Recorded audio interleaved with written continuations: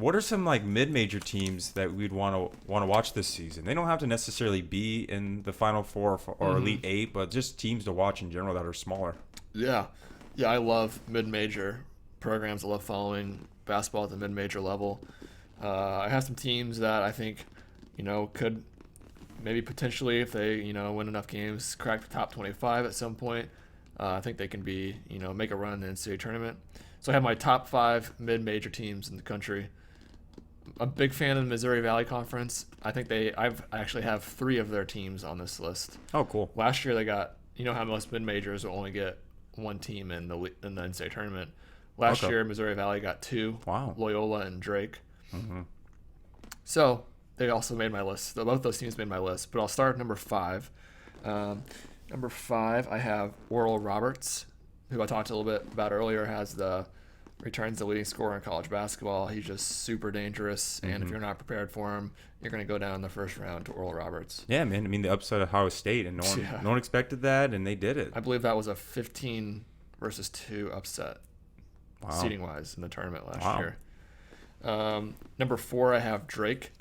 Obviously, on that team last year, they made it. They got an at-large bid, and their best player, Roman Penn, got injured towards the end of last season, and that kind of I don't know if you remember his name Yesufu, kind of emerged as the best player on that team. He actually ended up transferring to Kansas, but they got Roman Penn back, and they also got Hemphill back, who was also injured towards the end of last year. Okay. People forget that Drake team was like 30-2 in the regular season last year, something like that. I think someone told me that they would cover majority of the spreads. Yeah, probably. And so they were just a good team to bet on. Yeah, I can see that for sure. I'm glad to see that on the list because I'm a state of Iowa native. Drake is in Des Moines, and it's not too far from Iowa State. Unfortunately, Iowa State will not be a big discussion in this show for basketball just because they are in a very big rebuilding process. But I was so happy to see Drake make a run into the tournament. I think they went through one round, or did they get eliminated in the first round? Gosh, I can't remember if they won there. They were in that the play-in. They were in the first 4. I can't remember if they won or not. Did they play UCLA? Because I remember UCLA was in that first 4. I think it was. They might have been the team that lost to UCLA. Yeah. Okay. Well, either way, I know they didn't make a run in the tournament, but they made a run in terms of the regular season. Oh, yeah, and just showed that, hey, we're a small team, but we can hang with the big guys. Oh, yeah. So it was nice to see that as an Iowa native. Number 3 on my list, I have another Missouri Valley team. Okay. Loyola. I like watching Loyola. Yeah. Oh, yeah. Lola's going to be fun to watch. It'll be a little different this year. Their coach who's led them on those runs the last few years, Porter Moser, he took the head coaching job at Oklahoma. Oh. So I'm trying to remember his name. His last name is Valentine. His brother played for Michigan State, Drew Valentine. He's taking over as the head coach of the program. He's been an assistant coach under Porter Moser for the last few years. So I think he picks up right where Porter Moser leaves off. The tradition will stay the same. He'll carry that in. They obviously lost their big man, Cameron Krutwig, one of the most special players in college basketball the last 4 or 5 years. Mm-hmm. They lose him. They do get. I was going to sorry to interrupt you. You said Drew Valentine, right? Yeah. Is he related to Denzel Valentine?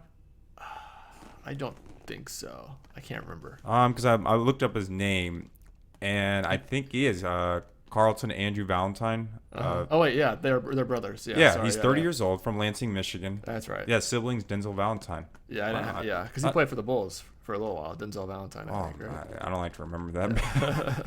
Oh, that's cool, man. That's kind of cool. So it's his brother. They do get back Lucas Williamson, who is one of the best players on their team in the last few seasons. He was actually on that Final Four team 5 years ago.